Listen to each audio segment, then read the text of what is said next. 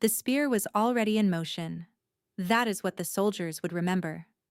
Alpha King Vorik of Valdros, the Blood Moon Conqueror, the man who had crushed 3 kingdoms in 5 years, had raised his spear to strike. The cursed cub cowered in the snow, bleeding from wounds it could not have survived alone. Its golden eyes were wide with terror. The execution was certain. Then the girl appeared. She came from nowhere, a slip of a thing, ragged clothes hanging off her thin frame, bare feet blue against the frozen ground. An Omega, the lowest rank. The kind of wolf no one noticed and no one mourned. She threw herself over the cub's body and looked up at the king. Not with fear, not with pleading, with defiance. "You will have to kill me first," she said. The soldiers forgot how to breathe, because no one spoke to the Alpha King like that.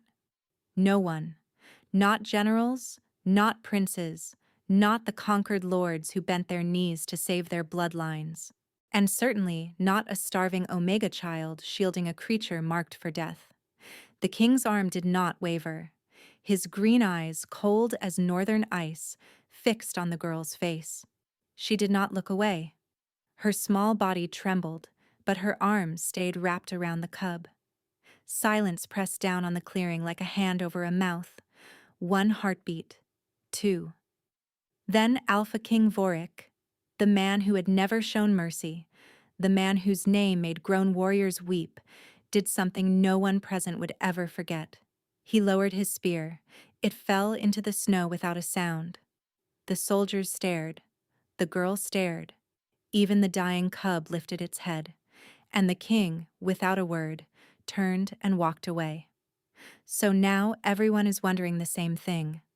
Why would the most ruthless alpha in living memory spare 1 worthless Omega and 1 cursed cub? Mavis had learned to count her breaths when she was hungry.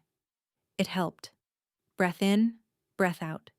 Each one was proof she was still alive. Each one was a small victory against a world that seemed determined to take everything from her. She had been counting for 3 days now. The village was gone. Burned to ash and memory 6 months ago when the Valdros army swept through Grey Mist Valley like a winter storm. Mavis had watched from the crawl space beneath the floorboards where her mother had hidden her. She had watched her mother's feet disappear. She had heard her mother's voice, calm and steady, telling the soldiers there was no one else in the house. She had heard the silence that followed. Mavis did not cry anymore. Crying took energy she did not have. She pressed her back against the hollow of the dead oak tree and pulled her knees to her chest. The forest was quiet tonight. Too quiet. Even the wind seemed afraid to move. Mavis closed her eyes and tried to remember warmth. Her mother's arms. The fire in their small cottage. Bread fresh from the oven. Her stomach twisted violently. She pressed her fist against her mouth and breathed through it. In, out, in, out. A sound broke the silence. Small, pained, close. Mavis's eyes snapped open. She did not move at first. Sounds in the forest meant danger. Sounds meant soldiers or rogues or worse. But this sound was different. This sound was a whimper. She crept forward on bare feet, moving between the trees like a shadow. Her eyes, 1 gray and 1 brown, scanned the darkness ahead. The snow bit at her skin, but she had stopped feeling cold days ago. That was either a good sign or a very bad one. She could not remember which. The whimpering grew louder. Mavis pushed through a tangle of frozen brambles and stopped. A cub lay in a small clearing. Tiny, golden-furred. Its side was torn open, dark blood staining the white snow around it. Its breaths came in short, shallow gasps. Its eyes, when they found hers, were filled with pain and resignation. This cub had given up. Mavis's chest ached. She knew that look. She had seen it in her own reflection the night her mother died. "No," she whispered. She did not know she was going to speak until the word was already out. "No, you do not get to give up." She crossed the clearing and dropped to her knees beside the cub. It flinched, tried to pull away, but it was too weak. Mavis pulled off her thin shawl, the only thing standing between her and the cold, and pressed it against the wound. "Hold on," she said. "Just hold on." The cub's golden eyes watched her. It did not understand her words, but something in her voice must have reached it. The resignation flickered. Just slightly. Mavis worked through the night. She packed the wound with moss and snow to stop the bleeding. She tore strips from her own dress to bind it. She curled her body around the cub to keep it warm, giving it heat she could not afford to lose. By morning, the cub was still breathing. Mavis smiled. It was a small smile, cracked and tired, but real. "See?" she whispered. "We do not give up." The cub made a soft sound and pressed its nose against her hand. For the first time in 6 months, Mavis did not feel completely alone. She named him Larkin, after the small birds her mother used to point out in the garden. Larkin survived winters that killed bigger birds, her mother had said. They survived because they never stopped trying. 3 days passed.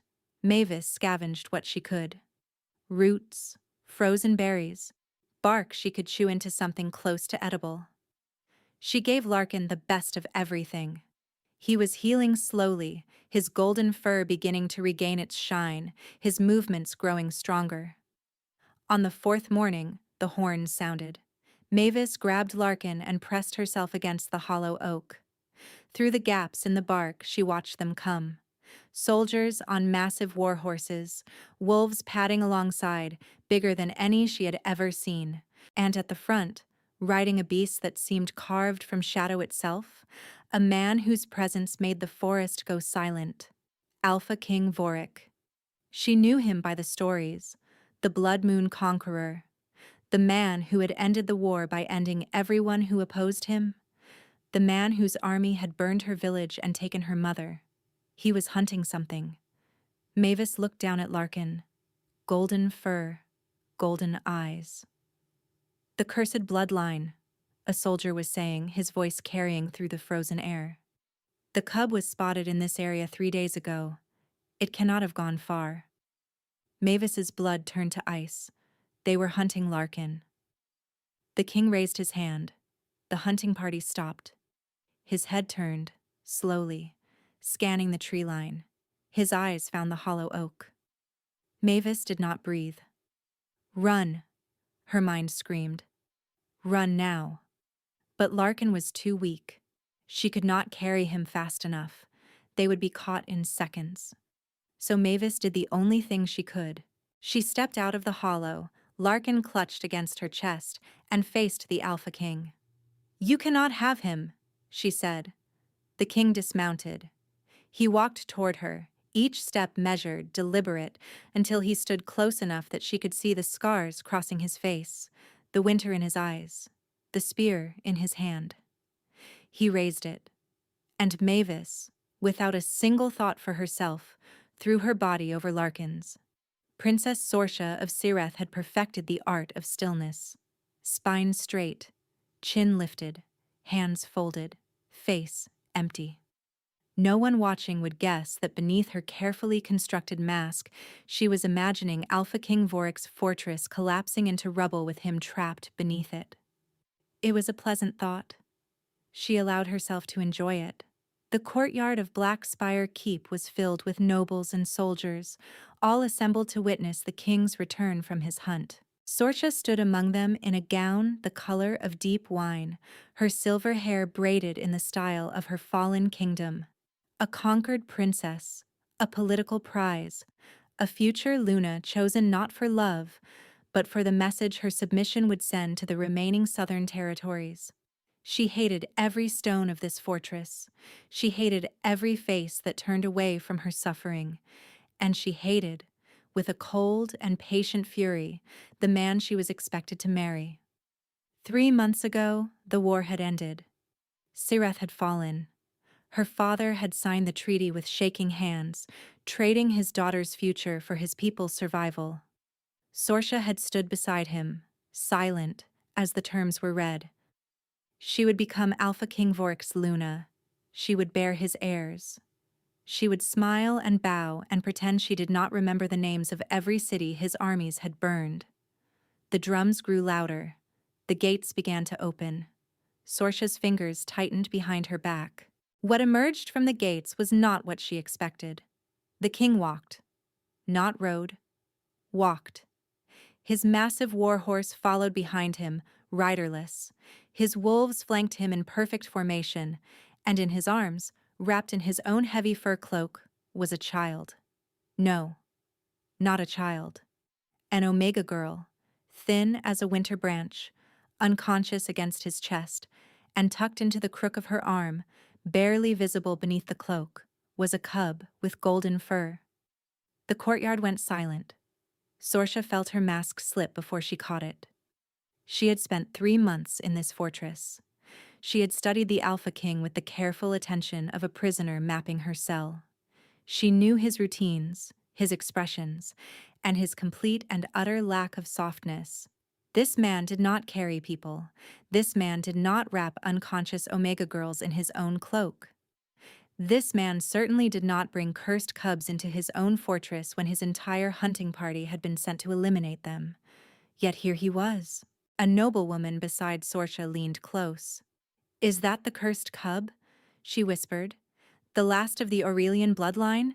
Why would he bring it here?" Sorcia did not answer. She was watching the king's face. It was the same as always. Hard, cold, unreadable.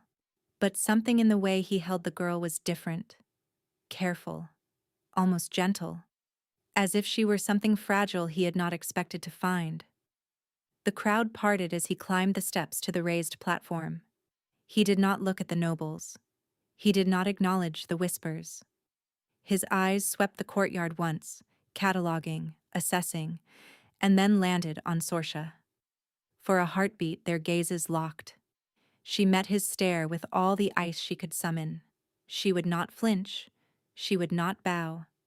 She was a princess of Cyrith, and she would die before she let him see her break. A flicker passed through his gaze.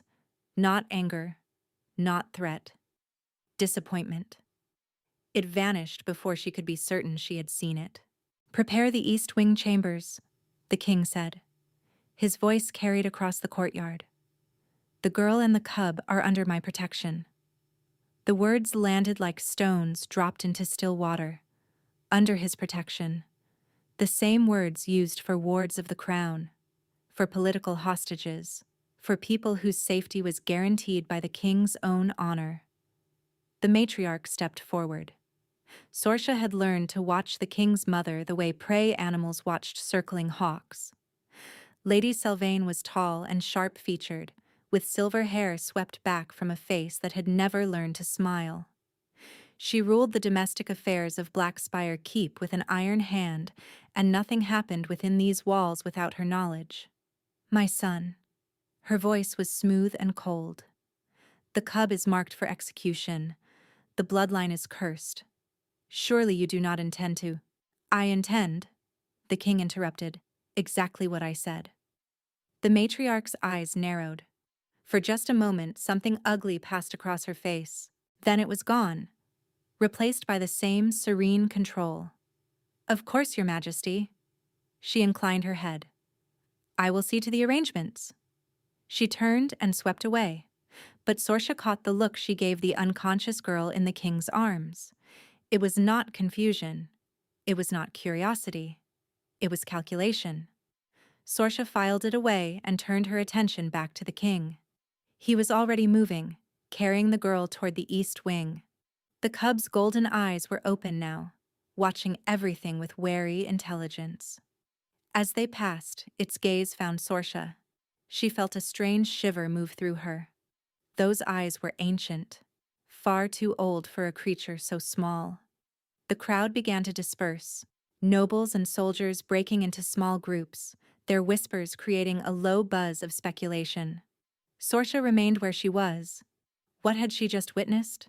The Alpha King, the Blood Moon Conqueror, the man who had crushed her kingdom without mercy, had just defied his own mother, spared a cursed cub, and placed a starving Omega girl under his personal protection. None of it made sense. Sorcia thought about the look on the matriarch's face, the calculation, the cold assessment. She thought about the Omega girl, thin and fragile, completely unaware that she had just become the center of something much larger than herself. And she thought about the king, carrying both of them into his fortress like they were treasures he had not expected to find. Something was happening in Black Spire Keep, something that had disrupted the careful order the matriarch had built. Sorcia did not trust it. She did not trust any of it. But for the first time since she had arrived in this frozen prison, she felt something other than cold fury. She felt curious. Mavis woke to warmth. For a long moment, she did not move. Warmth was so unfamiliar now that she thought she might be dreaming, or dead. Perhaps this was what death felt like. Soft blankets, a fire crackling somewhere nearby, the absence of cold. Then Larkin's wet nose pressed against her cheek, and she knew she was alive. Her eyes flew open. She was lying in a bed. An actual bed, with pillows and sheets and a canopy overhead painted with silver moons. The room around her was larger than her entire cottage had been. Tapestries hung on stone walls. A fire burned in a hearth big enough to stand in. Larkin sat beside her, his golden eyes bright with worry. His wound had been properly bandaged now, clean white cloth wrapped around his small body. "We are inside," Mavis whispered. "We are inside the fortress." The memories returned in fragments. The king raising his spear, her body covering Larkin's, the cold certainty that she was about to die. Then nothing. She sat up slowly, her head spinning. Someone had dressed her in clean clothes. Someone had washed the dirt from her skin. Someone had cared for Larkin's wounds with skill she did not possess. The door opened. Mavis grabbed Larkin and pulled him behind her, her pulse spiking. A woman entered. Not the terrifying, silver-haired woman Mavis had glimpsed in her fever dreams. This woman was younger, with dark skin and kind eyes and a tray balanced in her hands. "You are awake," the woman smiled. "Good. I am Bethwyn. I serve in the East Wing." Mavis did not relax. "Where am I?" "Blackspire Keep, the king's fortress." Bethwyn set the tray on a small table. Steam rose from a bowl of broth. Bread, still warm, cheese. More food than Mavis had seen in months. "You have been asleep for 2 days. Your body needed rest." 2 days. Mavis's stomach cramped at the sight of the food, but she did not reach for it. "Why?" she asked. Bethwyn tilted her head. "Why what, child? Why am I here? Why am I alive?" Mavis's voice cracked. The king was hunting Larkin. He was going to kill him. Kill us both. Bethwyn's expression softened. "The king brought you here himself. He carried you through the gates and ordered the healers to tend to you. Both of you." She glanced at Larkin. "Whatever happened in that forest, child, you are under his protection now." Mavis did not understand. None of this made sense. "Eat," Bethwyn said gently. "You will need your strength. The king has requested to see you this afternoon." She left before Mavis could ask more questions. Mavis stared at the food. Her stomach screamed at her to eat, but her hands would not move. It could be poisoned. It could be a trick. Nothing in her life had prepared her to trust kindness. Larkin made a soft sound and nudged her arm. She looked at him. His golden eyes held no fear, only trust. "You think it is safe?" she whispered. He pressed his nose against her hand. Mavis reached for the bread. The afternoon came too quickly. A guard escorted her through corridors that seemed designed to make her feel small. Everything in Blackspire Keep was massive. The ceilings soared overhead. The windows stretched floor to ceiling. The people she passed looked through her like she was not there. Omega. The word followed her like a shadow. She could feel them thinking it. Worthless, disposable. Nothing. Larkin walked beside her, his small body pressed against her leg. She had refused to leave him behind. The guard stopped before a set of iron doors. "The training yard," he said. "The king is expecting you." The doors swung open. Mavis stepped into chaos. The yard was filled with young wolves in human form, dozens of them, running drills under the sharp commands of instructors. Wooden swords clashed. Bodies hit the dirt. Shouts echoed off the stone walls. And in the center of it all stood the Alpha King. He was sparring with a boy twice Mavis's size. The boy lunged. The king sidestepped, caught his arm, and flipped him onto his back in a single fluid motion. The boy hit the ground hard enough to drive the air from his lungs. "Again," the king said. The boy staggered up and attacked. The king put him down again, and again, and again. Each time his movements were precise, controlled, and almost lazy. He was not even trying. Then his eyes found Mavis. The sparring stopped. The king walked toward her, and the yard went quiet. Every young wolf turned to stare.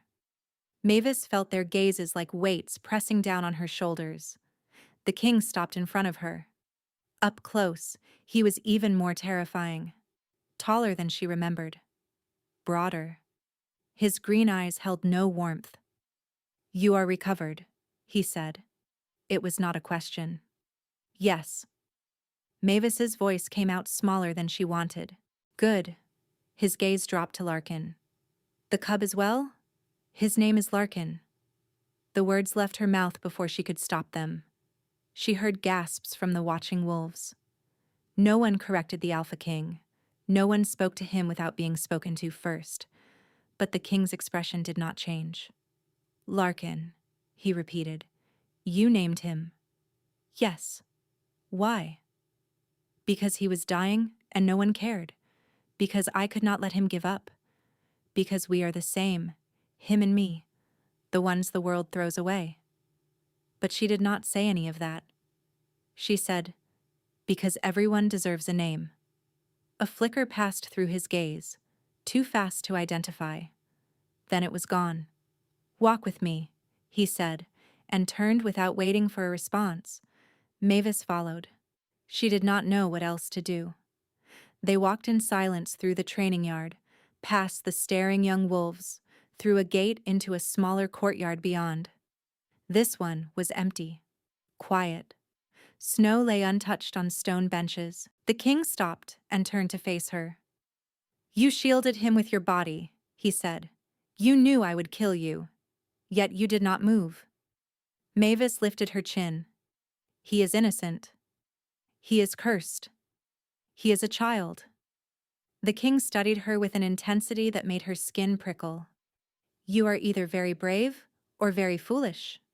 "Perhaps both," Mavis said. And the Alpha King, the Blood Moon Conqueror, the terror of 3 kingdoms, did something that stopped her heart. He smiled.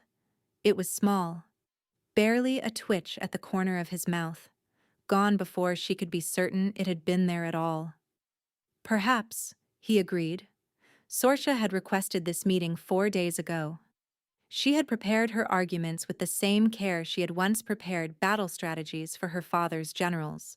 Every word chosen, every counter-argument anticipated, every weakness in her position reinforced with logic and precedent. She would not beg, she would not plead.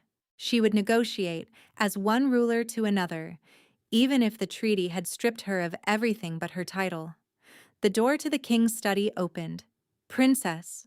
The guard gestured her inside. Sorsha entered with her spine straight and her heart carefully locked away.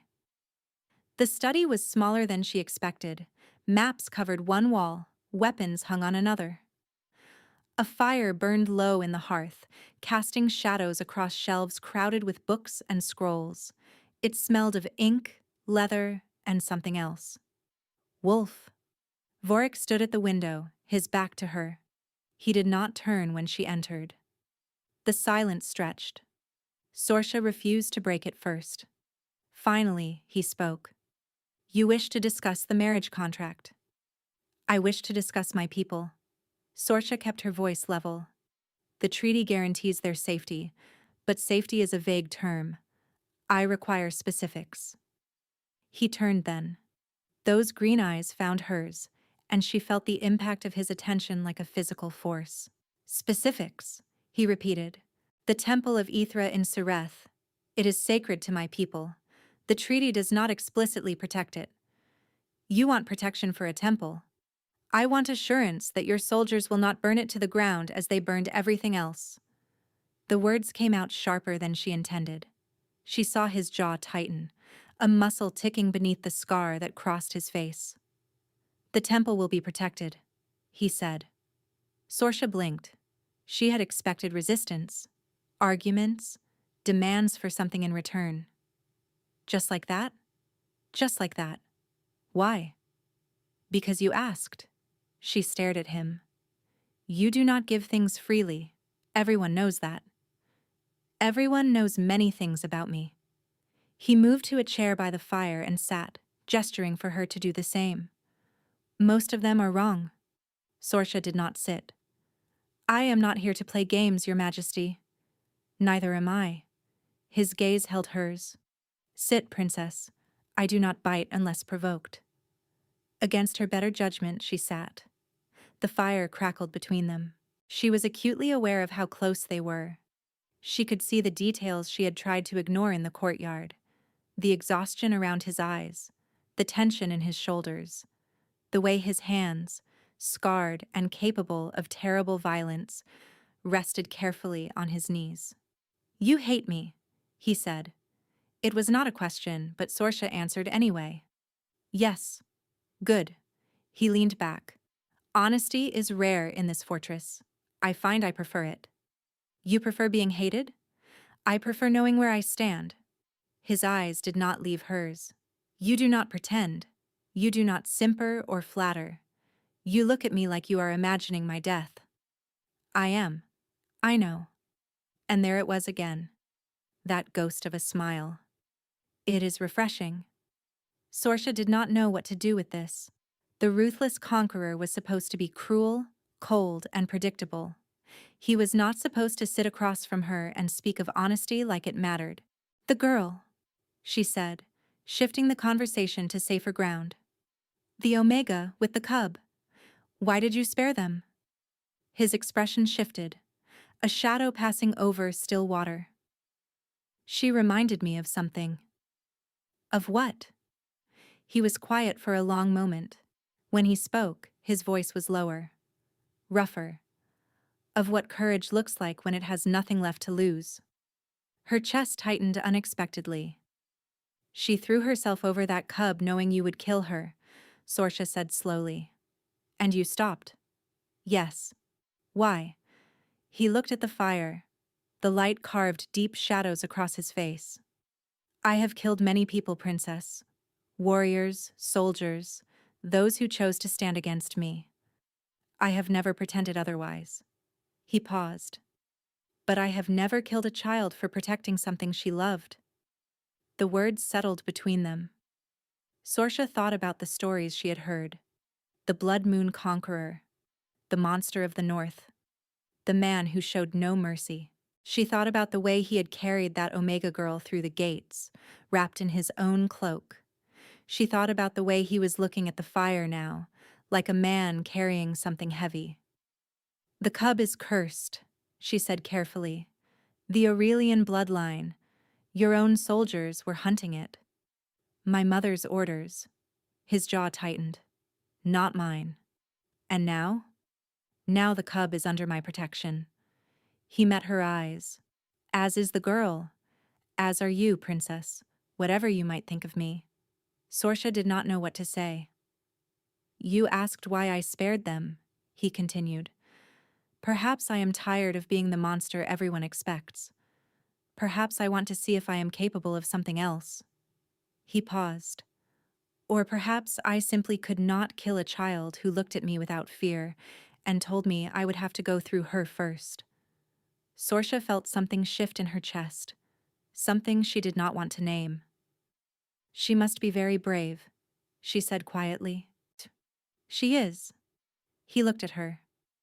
So are you, Princess. You walked into the fortress of your enemy and demanded things of me. That takes courage. Or foolishness. Perhaps both.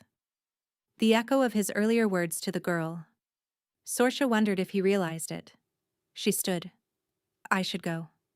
He stood as well. The temple will be protected. You have my word. The word of the Blood Moon Conqueror. The word of Vorik. He held her gaze. There is a difference, princess. I hope someday you will see it. She turned and walked to the door. Her hand was on the handle when his voice stopped her. Princess. She looked back. The Omega girl, he said. She will need someone to guide her in this fortress. Someone who understands what it is to be an outsider here.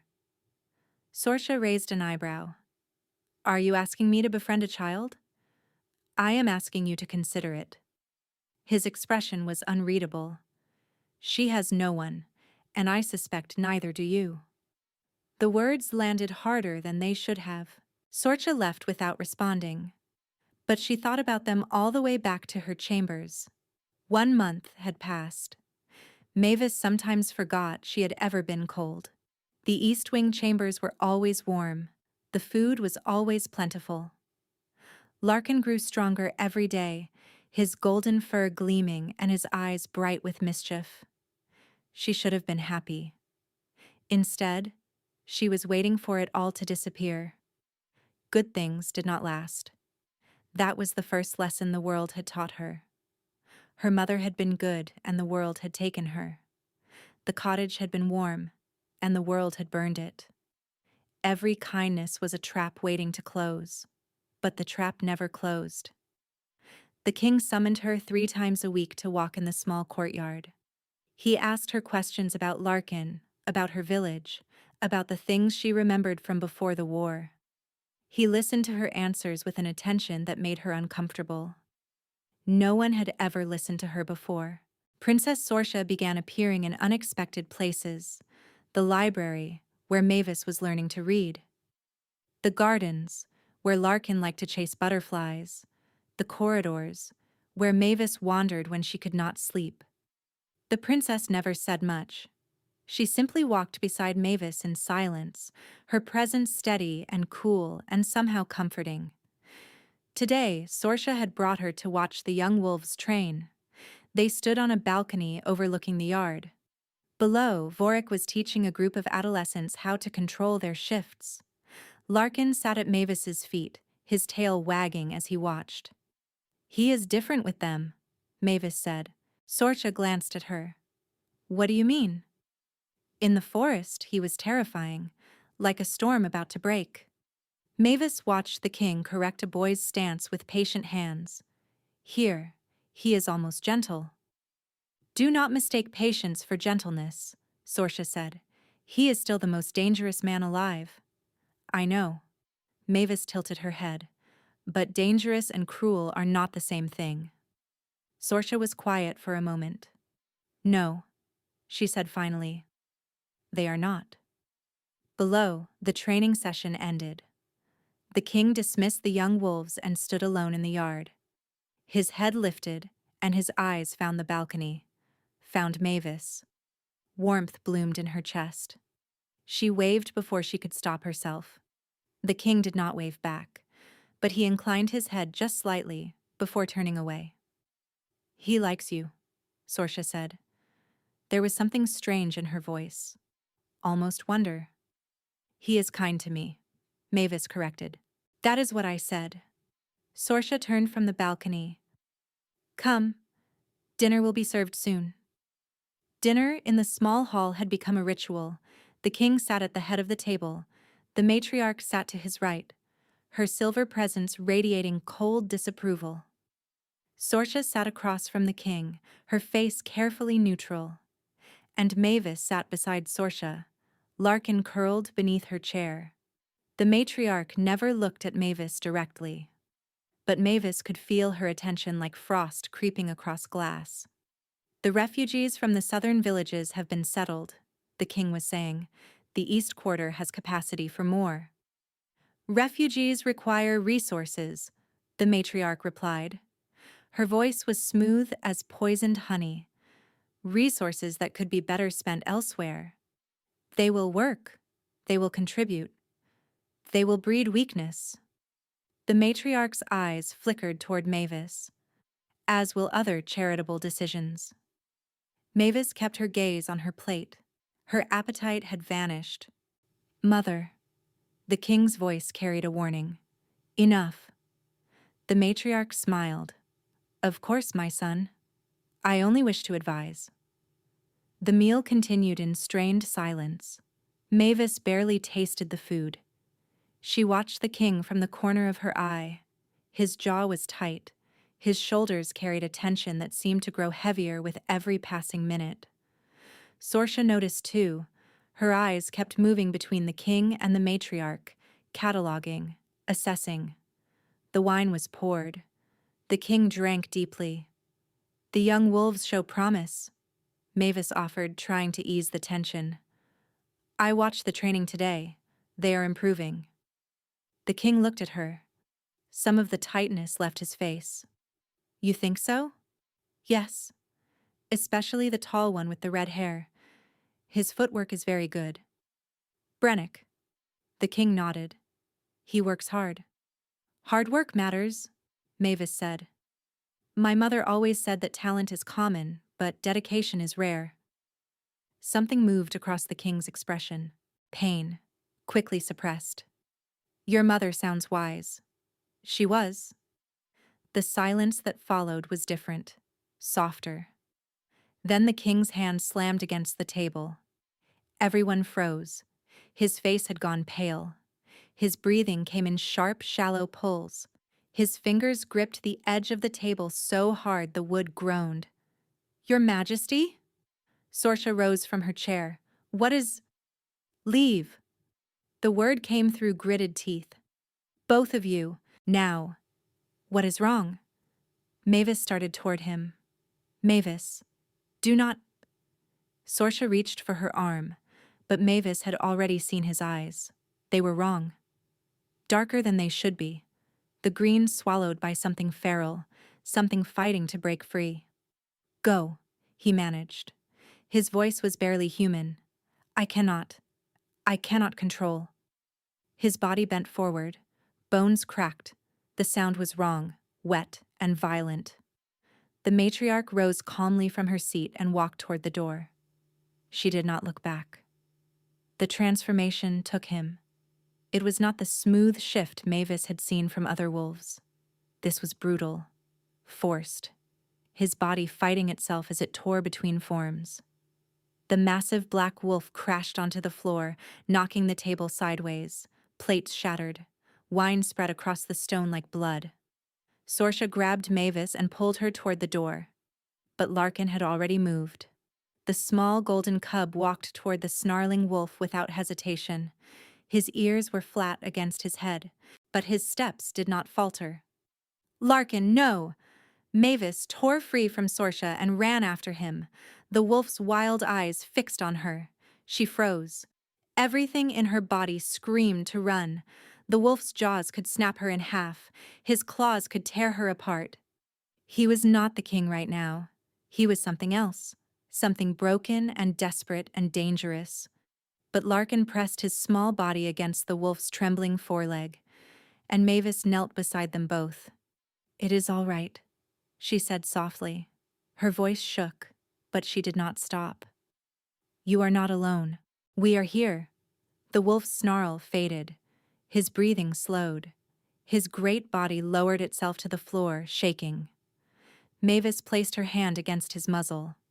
We are here, she repeated. The wildness in his eyes dimmed, and then went still. Behind her, Sorsha stood motionless in the doorway, and the matriarch, watching from the shadows of the corridor, smiled. The room was quiet now. Mavis had fallen asleep, curled against the wolf's warm flank, one hand resting on Larkin's golden fur. The cub slept too, his small body rising and falling with peaceful breaths, and the wolf, the massive black wolf that had torn through the dining hall like a creature possessed, lay still beneath them both. Sorsha stood alone with her thoughts. She crossed to the overturned table and crouched beside the spilled wine, lifted the goblet to her nose, breathed in carefully. Red, spiced. Something underneath. Something that did not belong. She could not name it. She was no alchemist, but she had grown up in a court full of poison and treachery, and she knew the scent of wrongness when she encountered it. She moved to the food, smelled each dish in turn. Nothing obvious. Nothing she could prove. But she remembered the matriarch's calm exit. The way she had walked toward the door before the transformation even began. The smile in the corridor shadows. Sorsha went to the door and spoke quietly to the guard outside. "Send for Bethwyn. Immediately. No one else." Bethwyn arrived within minutes, her dark eyes sharp with worry.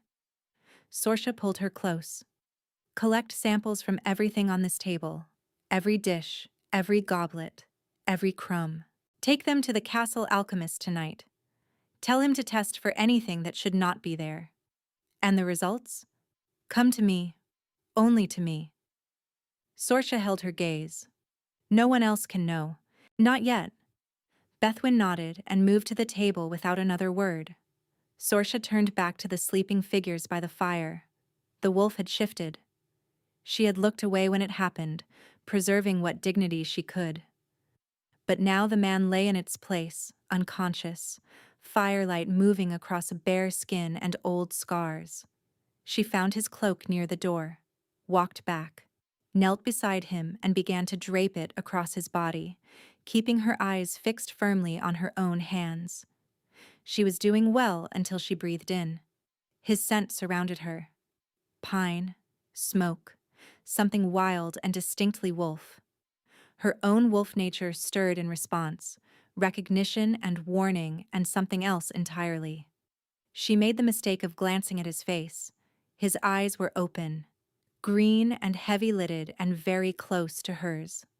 He looked at her without walls, without armor, like a man surfacing from deep water who had found something unexpected waiting for him.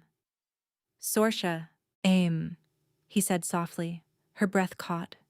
Then awareness returned to his eyes. The warmth retreated. He sat up sharply, the cloak falling, his gaze sweeping the ruined room. "Mavis, where is—" "Safe." Sorsha nodded toward the corner. "Sleeping. Both of them." He found the small figures curled together and exhaled like a man releasing something he had been holding too tightly. "I apologize," he said finally. "I did not mean to—" "What happened?" Sorsha interrupted. Shame crossed his face, the last thing she had expected from the Blood Moon conqueror. "It happens sometimes," he said, looking away. "Bursts I cannot control. Since I was a child." "Since you were a child," Sorsha repeated slowly. "My mother says it is a flaw in my nature, a darkness that must be channeled." He looked at his hands like they belonged to someone else. "War helps. Fighting helps. Gives the violent somewhere to go." Sorsha stared at him. She thought about the man she had watched for 3 months, his control in the training yard, his patience with the young wolves, his careful precision in everything he did. This was not a man who lost control. This was a man who had been told a lie about himself so many times, he had stopped questioning it. "The wars," she said carefully. "All of them. They were your way of managing this." "Yes." He would not meet her eyes. "And no, the violence needed an outlet, but the wars—" He paused. "They made me useful. They gave me purpose when I had none." "Purpose," Sorsha repeated. The word tasted bitter. "I know what you are thinking." His jaw tightened. "I see the names of your cities in your eyes, the faces of your people. I am not asking for forgiveness." "Good, because I am not offering it." The silence stretched between them. Then Sorsha said, "The girl calmed you." Vorik looked toward the corner where Mavis slept. "She walked right up to me, put her hand on my face, and everything just stopped." She was not afraid of you. She was terrified. A muscle twitched in his jaw. But she came anyway. For me. For Larkin. He paused. No one has ever done that before. Her chest tightened. Who is she to you? She asked quietly. Really? Vorik was silent for a long moment. When he spoke, his voice was barely above a whisper. My brother was killed 7 years ago, ambushed on the northern road. They never found his body. He paused. He had a son, a golden-furred cub with eyes too old for his age. My mother told me the child died in the same attack. Sorsha went very still. Larkin, she breathed. I did not know. Vorik's voice cracked. Not until I saw him in that clearing. Those eyes. That fur. Exactly like my brother's. He looked at his hands. My mother ordered him hunted as a cursed bloodline. She told me the Aurelians were dangerous, that their blood carried madness. I believed her. And Mavis? I do not know why she was there, why she found him, why she was willing to die for a cub she had only known for days. He met Sorsha's eyes. But she saved him. She saved my brother's son when I would have killed him. The weight of it pressed down on Sorsha's chest. Your mother lied to you, she said slowly, about the bloodline, about Larkin, about your brother's death. Yes. Why? Because my brother was gentle. Vorik's voice went flat. He questioned her, challenged her, wanted peace instead of conquest. She called him weak. A pause. I think she had him killed. Sorsha closed her eyes. And the violence, she said. The episodes you cannot control. They started when you were a child. Yes. When your mother began managing your meals, your training, your entire life. Vorik went still. The understanding landed between them like a stone dropped into dark water. She has been drugging you, Sorsha said quietly, your entire life. To make you believe you were broken. To make you need the wars she wanted you to fight. Vorik did not speak, but she saw it in his face, the pieces falling into place, the foundation of everything he believed about himself crumbling. A small sound came from the corner. They both turned. Mavis sat upright, her strange eyes, one gray and one brown, wide and fixed on Vorik. Larkin is your nephew? She whispered. Vorik held her gaze. Yes. And the matriarch wanted him dead? Yes. Mavis looked down at the sleeping cub. Her hand tightened in his golden fur. She will not stop, Mavis said quietly. Will she? Vorik's expression hardened. No, she will not. Mavis lifted her chin. Then we will have to stop her first. Mavis did not sleep that night. She lay in her chambers with Larkin pressed against her side and stared at the painted ceiling. Silver moons on dark blue. Beautiful. Safe. Lies. Nothing in this fortress was safe. The matriarch moved through it like poison through water, invisible until the damage was done. She had killed Vorik's brother. She had tried to kill Larkin. She had spent decades drugging her own son to turn him into a weapon. And now she knew that Mavis knew. Mavis had seen the matriarch's face in the corridor shadows. The smile, the calculation. Whatever was coming, it would come soon. By morning, Mavis had made a decision. She would not wait to be hunted. She found Bethwyn in the kitchens and asked her to deliver a message to the king. Then she went to the library to wait. But the king did not come. The matriarch did. She appeared in the doorway like a winter ghost, silver hair gleaming, her face arranged in an expression of warm concern. There you are, child. Her voice was honey over ice. I have been looking for you. Mavis's heart slammed against her ribs. She pulled Larkin closer. The king asked to see me, she said carefully. I am waiting for him. The king is occupied. The matriarch moved into the room, closing the door behind her. Council business, very important. But I am here now. Every instinct Mavis possessed screamed at her to run, but the door was closed. The matriarch stood between her and the exit, and Larkin was still too small to fight. "I know you are frightened," the matriarch said gently. "After what happened last night, the king's episodes can be terrifying." Mavis said nothing, "But I want you to know that I understand." The matriarch's eyes were soft, kind, wrong. "You have been through so much, lost so much, and now you find yourself trapped in a fortress with a man who cannot control his own violence." "He is not violent," Mavis said. "You made him that way." The words came out before she could stop them. The matriarch's expression did not change, but something flickered behind her eyes, something cold and calculating. "What an imagination you have," she said smoothly. "The king's condition is an unfortunate defect of birth. Nothing more. You have been poisoning him." Silence. The matriarch studied her with new attention, like a hawk studying a mouse that had unexpectedly shown teeth. "Clever child," she said finally. "Cleverer than I expected." She moved closer. "But cleverness without power is merely inconvenient. You have no proof, no allies, no one who would believe a worthless Omega over the king's own mother." "Princess Sorsha believes me." "The conquered princess?" The matriarch laughed softly. "She has even less power than you do. The council tolerates her presence because the treaty demands it. Nothing more." Mavis's hands were shaking. She pressed them against Larkin's fur to hide it. "The king believes me." Something dangerous moved through the matriarch's eyes. "Does he?" She tilted her head. "And yet he is not here. You sent for him, did you not? Through that meddling servant girl, but he did not come." She smiled. "Because I intercepted your message. Because in this fortress, nothing happens without my knowledge."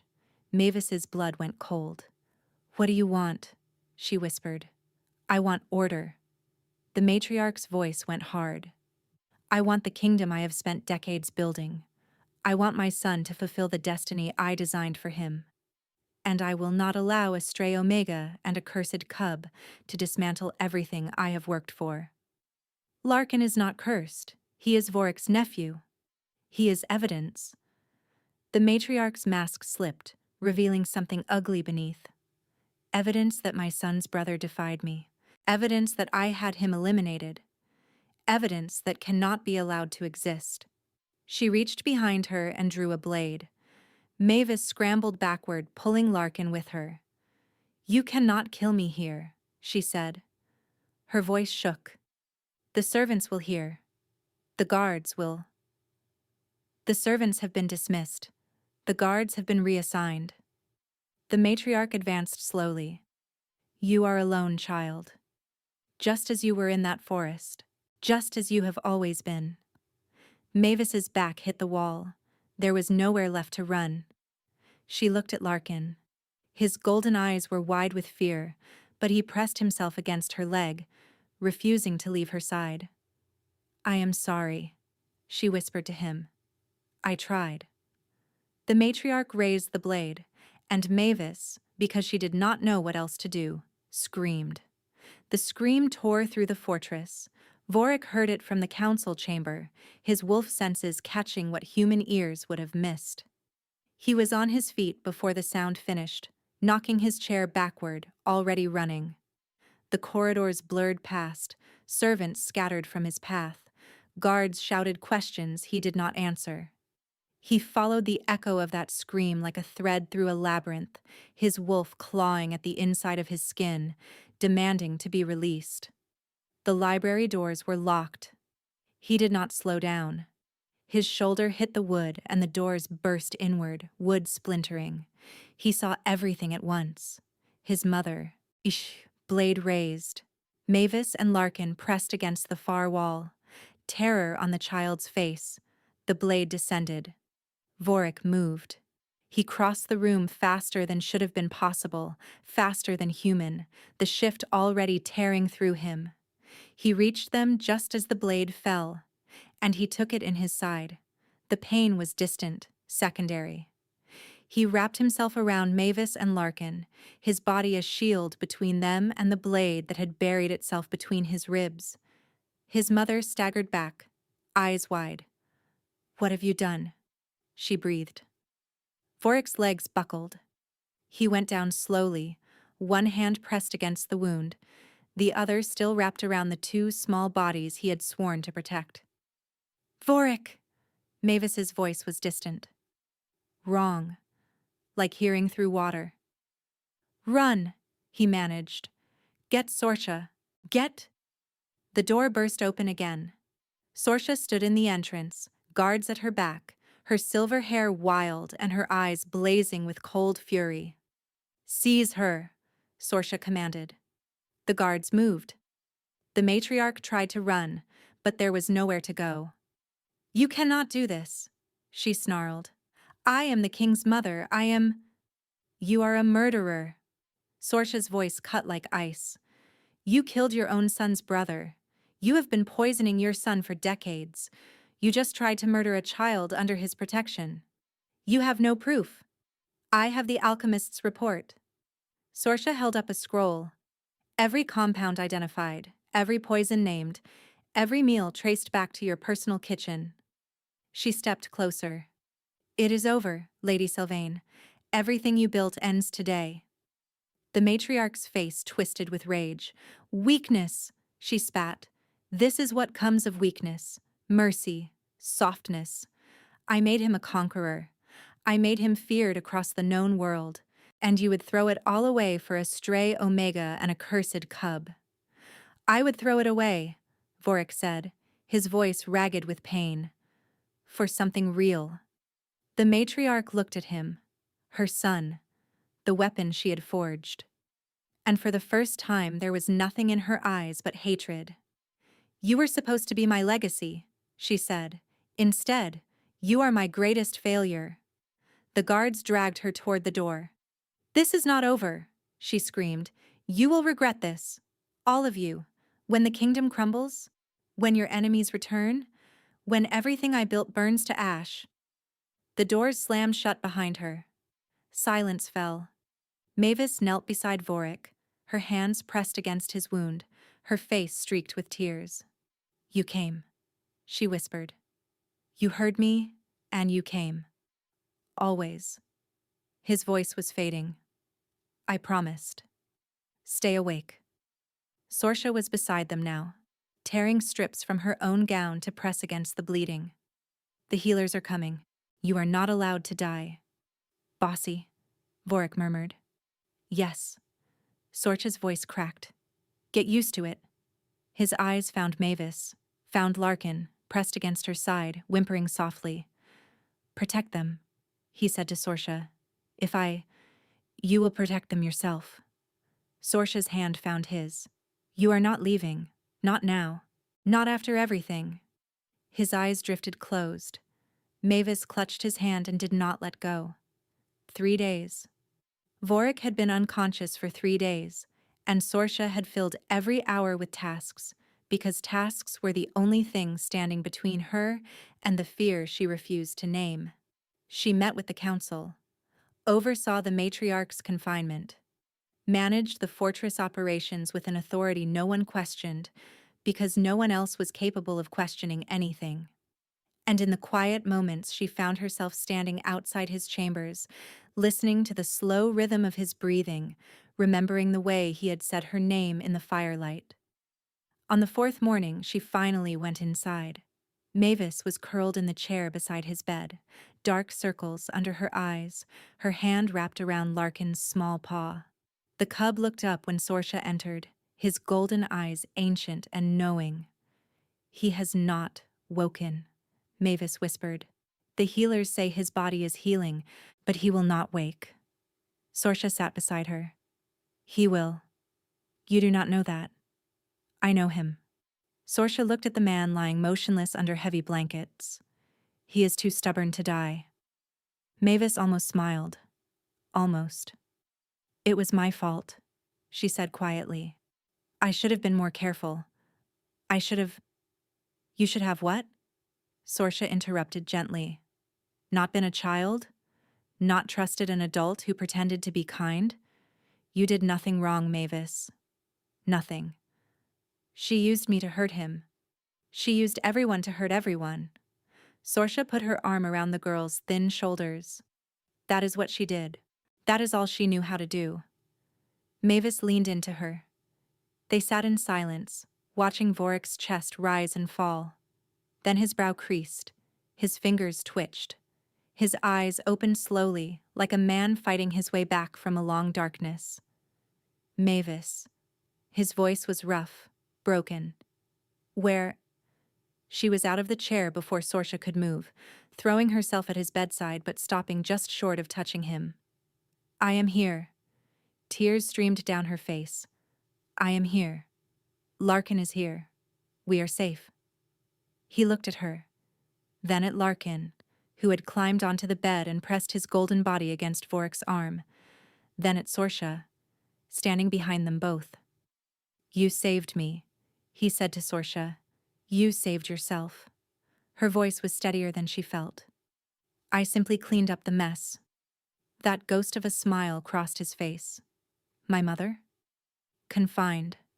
The evidence is overwhelming. She will never hurt anyone again. He closed his eyes. When he opened them, they were wet. She told me I was broken, he said quietly. My entire life. She told me there was something wrong with me, that the violence was my nature, that war was the only way to control it. She lied. Mavis took his hand. You are not broken. You never were. She poisoned me to make me believe it. And now you know the truth. Sorcia moved closer. Now you can choose who you want to be. He looked at her, at Mavis, at Larkin. I want to be someone worth protecting, he said finally. Someone worth believing in. Mavis squeezed his hand. You already are. He pulled her closer, wrapping his arm around her thin shoulders, pressing his face against the top of her head. I am sorry, he said, for Larkin, for your village, for everything my wars destroyed. You did not burn my village. Mavis's voice was muffled against his chest. She did. Her orders, her cruelty. I allowed it to happen. You did not know. She pulled back and looked at him with those strange, knowing eyes, one gray and one brown, so young and so impossibly wise. But you know now, and knowing means you can do better. Silence stretched between them, warm and healing. Mavis, Vorik said slowly, I made a promise to myself in that clearing, when you stood between me and Larkin, when you looked at me without fear. What promise? That I would protect you. He cupped her face gently. Both of you, for as long as I live. You already have. No. He shook his head. I mean truly. Permanently. He paused. If you will allow it, I would like to adopt you. Both of you. As my own. Mavis went very still. Your own, she whispered. My daughter. He looked at Larkin. My son. My family. Not because of duty or guilt or obligation, because I love you. His voice cracked. Because you showed me what courage looks like, what loyalty looks like, what family is supposed to be. Mavis burst into tears and threw her arms around his neck. He held her, held Larkin, held on like he would never let go. Sorcia stood watching, her heart doing something complicated in her chest. This man who had been her enemy, who had destroyed her kingdom, who had carried a starving Omega through the gates of his fortress and changed everything. She turned toward the door, giving them privacy. Sorcia? His voice stopped her. She looked back. Thank you, he said, for everything. She inclined her head, not trusting her voice, and slipped out into the corridor. But she was smiling. Spring had come to Blackspire Keep.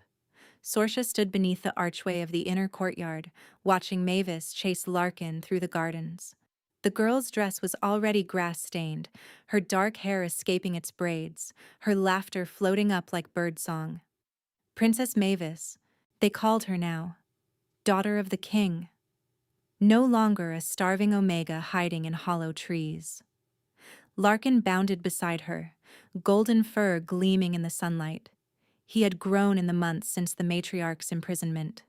Stronger, happier. A cub who had been marked for death now running through the royal gardens like he owned them. Across the courtyard, Vorik stood with his advisors. The Blood Moon Conqueror, they still called him. Though the name felt wrong now, he had declared unconditional peace with every remaining kingdom. He had opened the fortress to refugees. He had dismantled the war machine his mother had spent decades building. He was becoming someone new, someone Sorsha had not expected. The treaty no longer bound her. She was free to return to Sereth, free to rebuild her father's kingdom, free to leave this fortress and never look back. She should feel nothing but relief. Instead, she felt untethered, lost. Like a ship that had spent so long fighting a storm, it no longer knew what to do with calm waters. "You are staring again," Sorsha startled. Mavis had appeared beside her, breathless and smiling. "I was watching you play," Sorsha said. "You were watching him." Mavis grinned. "You always watch him." "I do not." "Princess Sorsha." Vorik's voice cut across the courtyard. He was walking toward them, his advisors dismissed, his green eyes fixed on her face. "I hope to find you here." Sorsha straightened her spine. "Your Majesty. I wanted to see you before you left." He stopped in front of her. Close. Too close. "Your carriage is being prepared." "Yes." Silence stretched between them. "I hope you have a safe journey home," he said finally. "Thank you." Her voice sounded strange to her own ears. "I am sure I will." Another pause. "You could stay." The words came out rough, almost uncertain. From the man who had conquered 3 kingdoms without hesitation. Sorsha's breath caught. "I am sorry," she whispered. "You could stay." He stepped closer. "Here. With us. With me." "Vorik." "I know I do not deserve it." He spoke quickly now, like a man afraid he would lose his courage. "I know what I have done. What I have taken from you. I am not asking for forgiveness. I am not asking for anything you cannot give." "Then what are you asking?" His eyes burned into hers. "I am asking for a chance. To prove that I can be more than what she made me. To build something instead of destroying it. To..." He stopped. Swallowed. "To be worthy of you." Sorsha could not breathe. "You are the bravest person I have ever met," he continued. "You walked into my fortress as my enemy and never once pretended to be anything else. You challenged me, changed me, made me want to be better. Vorik, I love you." The words fell out of him like confession. "I have loved you since you looked at me in that council chamber and told me you were imagining my death. I have loved you every day since, and I will love you every day after, whether you stay or go." Silence rang across the courtyard. Mavis was watching with barely contained glee. Larkin sat beside her, tail wagging. "Say something," Vorik said quietly. "Please." Sorsha looked at him. This man who had been her enemy, her captor, her reluctant ally, and now something else entirely. "You are asking me to stay," she said slowly. "Yes." "In this fortress I swore to hate." "Yes." "With a man I spent 3 months imagining dead." "Yes." His jaw tightened. "Though I hope you might imagine me alive more often going forward." Despite everything, Sorsha laughed. The sound surprised them both. "You are impossible," she said. "I am trying to be possible." He reached out slowly, giving her every chance to pull away, and took her hand. "Is it working?" She looked at their joined hands, at Mavis, beaming from the garden, at Larkin, barking softly with excitement. At the future she had not dared to imagine. "Yes," she said softly. "I think it might be." His face transformed. hope and joy and something vulnerable breaking through every wall he had ever built. You will stay? I will stay. He kissed her. And behind them, Mavis cheered loud enough to echo off every stone wall in Blackspire Keep. Finally, she announced, now we are a proper family. Sorsha laughed against Vorik's mouth. He laughed too, the sound warm and real and entirely unguarded. The war was over, the real one, and all the smaller ones they had been fighting inside themselves. And something new was beginning. Thank you for listening. I hope you enjoyed this story. These stories only exist because of you. Because you listen, you comment, you share. And that means more to me than you know. I am so grateful you are here.